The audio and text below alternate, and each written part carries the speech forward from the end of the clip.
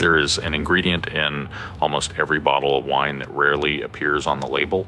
It decides whether grape juice becomes wine, vinegar, or something you would rather pour down the drain. It can help create aromas that remind us of roses, peaches, bananas, grapefruit, black pepper, fresh bread, or butter. Some modern yeasts are even added to grapes in the vineyard before the fruit reaches the winery, not to make alcohol, but to stop something else from getting there first.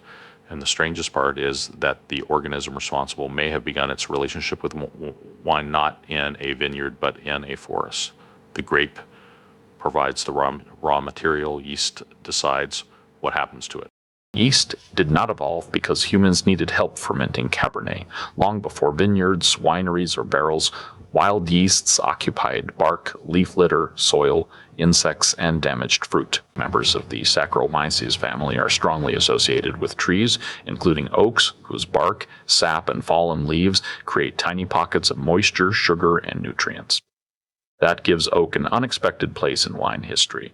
It may have influenced fermentation ecology long before anyone put wine in an oak barrel, but we should not turn that good story into false certainty. Wine yeast did not simply originate beside a European vineyard. Genomic research points to deep, wild diversity, including important East Asian ancestry, followed by movement, mixing, and human selection. How does a forest organism find a fermenting grape? It gets help. Fruit flies, wasps, birds, rain, tools, baskets, and human hands move microscopic passengers from bark to fruit and from fruit to vessel. A whole grape is a difficult place to exploit because the sugar is protected by skin. Split the berry and suddenly there's a banquet. Glucose and fructose, water, acids, minerals, and nitrogen. Many organisms arrive. Most are not equipped for what happens next. As fermentation begins, acidity, low oxygen, and rising alcohol turn that banquet into an endurance test. It created a place where certain yeasts became extraordinarily successful.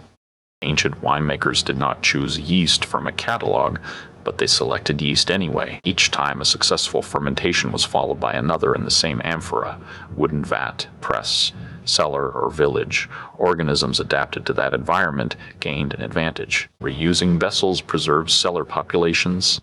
Saving a portion of an active ferment to start another batch moved successful organisms forward. Yeasts that tolerated high sugar, grape acidity, low oxygen, scarce nutrients, sulfur compounds, and eventually alcohol were more likely to survive and return. Humans were unknowingly running a fermentation experiment for thousands of years.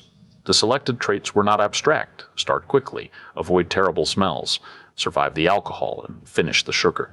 The 20th century made that invisible selection deliberate.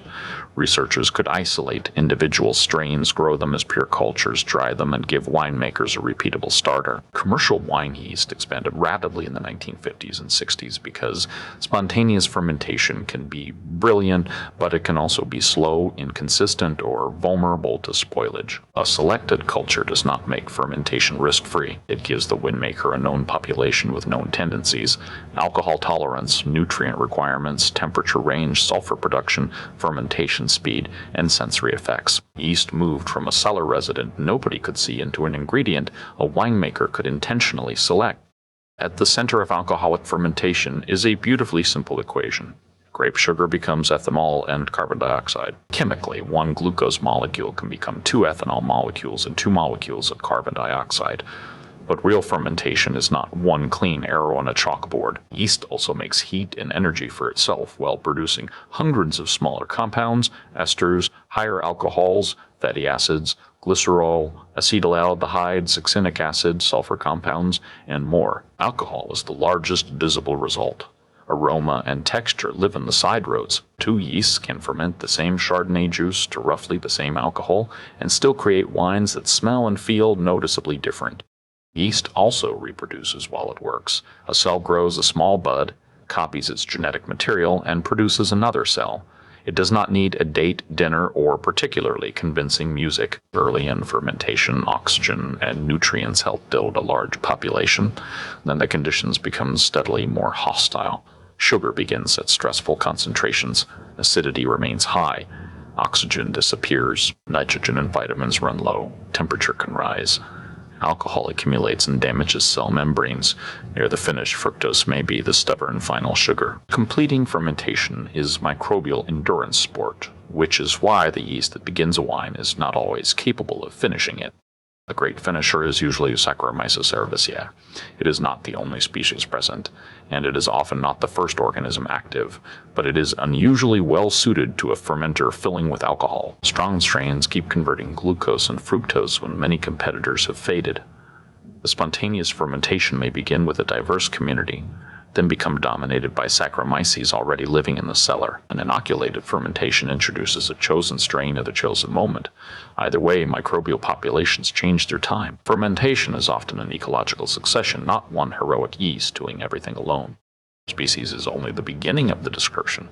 Calling a yeast Saccharomyces cerevisiae is a little like calling an animal a dog. It tells you plenty, but not whether you have a greyhound, a Labrador, or something currently destroying the sofa. Strains within the same species can differ in fermentation speed, alcohol tolerance, preferred temperature, nitrogen demand, glycerol production, sulfur behavior, ester formation, and ability to consume the last fructose. A winemaker choosing a strain may be making a reliability decision, a sensory decision, or both. The packet is not simply labeled fermentation. It contains a biological personality with strengths, weaknesses, and preferred working conditions. This is where yeast begins to look less like a utility and more like a flavor designer. Esters formed during fermentation can suggest banana, pear, apple, pineapple, strawberry, or flowers. Some strains are chosen for enzymes that help release volatile thiols from odorless grape precursors, making passion fruit, grapefruit, gooseberry, or herbal notes more obvious in Sauvignon Blanc, Colombard, Chenin Blanc, or Verdale. Other strains can support the expression of floral and citrus terpenes in Muscat, Riesling, or Gewürztraminer. Sulfur metabolism can create complexity or a rotten egg problem nobody ordered. There is an important limit. Yeast cannot create unlimited flavor from nowhere. It works with the chemistry already present in the grape and with the temperature, oxygen, nutrients, solids, and organisms around it. A strain that releases tropical-smelling thiols needs suitable precursors in the fruit. A yeast that produces generous esters may behave differently at a different temperature or nitrogen level. So the honest question is not whether yeast replaces terroir. It is which parts of the fruit's chemical potential become obvious after a particular organism works on it. Same grape, same vineyard, same vintage, different yeast, meaningfully different wine. For much of modern wine production, inoculation meant one straightforward plan. Add a dependable Saccharomyces strain, let it dominate, and complete fermentation safely. The newer revolution is the deliberate use of non-Saccharomyces yeasts.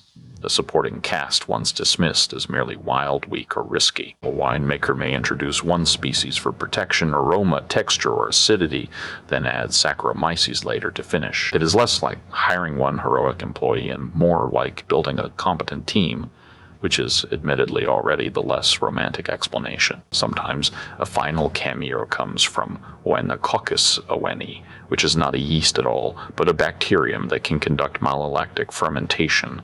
The most surprising specialist may arrive before the grapes reach the winery. Harvested fruit is not biologically paused. Berries split, juice collects in bins, oxygen enters, temperatures rise. Indigenous yeasts, molds, acetic acid bacteria, and other organisms discover exposed sugar. If the vineyard is hours from the winery, that microbial race begins in the truck. Bioprotection adds selected microorganisms early so undesirable populations have less opportunity to establish themselves. The treatment may happen in the vineyard, during machine harvesting, in a picking bin, at crushing, or before pressing. The goal is not to sterilize the grapes, it is to shift the competition in the winemaker's favor. Metschnikowia pulcherrima is an important example. Selected strains can establish a large early population, consume oxygen, compete for nutrients, and make ecological space less available to spoilage organisms. Some strains produce pultruraminic acid, which binds iron and can suppress competitors that need it. A related commercial approach uses Metschnikowia fructicola, with negligible fermentative capacity during harvest and pre-fermentation. These yeasts are not microscopic force fields. They do not guarantee safe transport, and different strains behave differently. They reduce risk. Think of biological security occupying the building before vandals discover the door. The protector is not necessarily expected to make the wine. Once the grapes arrive, the winemaker can add a robust Saccharomyces cerevisiae strain for the main alcoholic fermentation. That distinction matters. A weakly fermentative specialist may contribute protection or flavor while producing little alcohol. If left alone, it may stop with substantial sugar remaining. The finisher survives rising ethanol, consumes the remaining glucose and fructose, and carries the wine toward dryness. There's no universal handoff at one exact alcohol level. Temperature, nutrients, sulfur, oxygen, strain compatibility, and inoculation timing all influence the relay.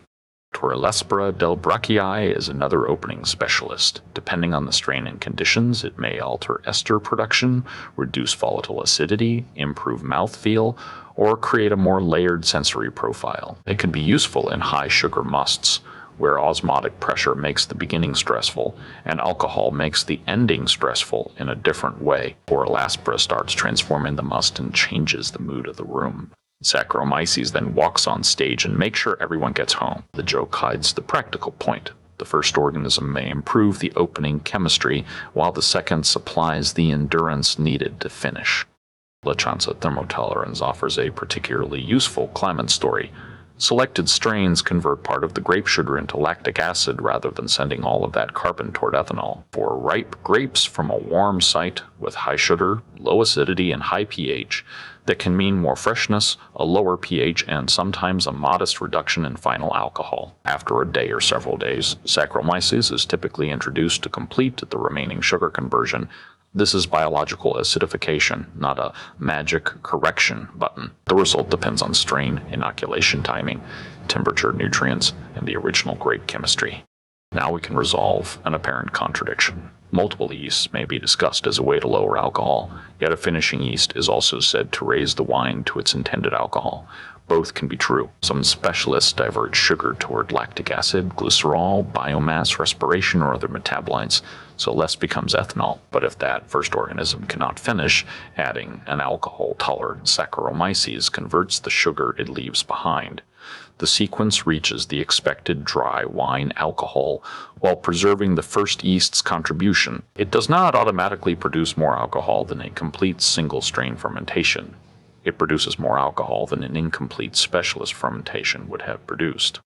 These are not merely laboratory curiosities. Chardonnay grape must have been studied with Metschnikowia bioprotection before conventional fermentation, particularly where juice needs protection against browning, oxidation, and unwanted microbial growth. Sequential fermentations with Torulaspora delbrueckii or Lachancea thermotolerans, followed by Saccharomyces, have produced measurable chemical and sensory differences in the Croatian red grape, Babic. Torulaspora has been investigated in high-sugar, Sauternes-style conditions. Metschnikowia strategies have been tested in Shiraz and Chardonnay for alcohol management. The exact commercial strain in a famous bottle is rarely public, so we should not invent brand claims. The real evidence is in documented trials, practical winery applications, and the expanding range of specialist cultures available to winemakers. This also makes the old argument about wild versus cultured yeast less comfortable. Cultured yeast is not used only for cheap industrial wine. Serious producers use selected strains to protect a harvest, reduce spoilage risk, work under difficult conditions, or make a deliberate sensory choice. And native fermentation does not guarantee that a unique yeast from one vineyard finishes the wine. The dominant organism may be a Saccharomyces population established in the cellar over many vintages. Spontaneous fermentation can produce complexity and surprise. It can also produce volatile acidity, sulfur odors, sluggish fermentation, or vinegar with an excellent origin story. The right question is not natural yeast good, commercial yeast bad. Every fermentation is microbial management. The difference is how much the winemaker knows, chooses, and controls about the organisms involved. Technology can be used to design a predictable aroma profile and make wines more alike. It can also protect fragile grapes, reduce oxidation, lower early sulfur additions, preserve acidity, and prevent a distant vineyard from spending 4 warm hours fermenting badly in the back of a truck. Sometimes control overwrites the raw material. Sometimes control is precisely what allows the raw material to survive. The old description of fermentation was simple: yeast eats sugar and makes alcohol. That is true in the same way that saying a chef eats food is true. It leaves out nearly everything interesting. Wine yeast began as wildlife associated with trees, fruit, insects, and soil. Humans selected it unconsciously for thousands of years, then isolated and cultivated it to make fermentation dependable. Today, a winemaker can use one yeast to protect grapes, another to build aroma or acidity, and a final strain to finish the wine. The grape provides the possibility. Yeast decides how much becomes alcohol, aroma, texture, or treble. Wine is grapes transformed by life.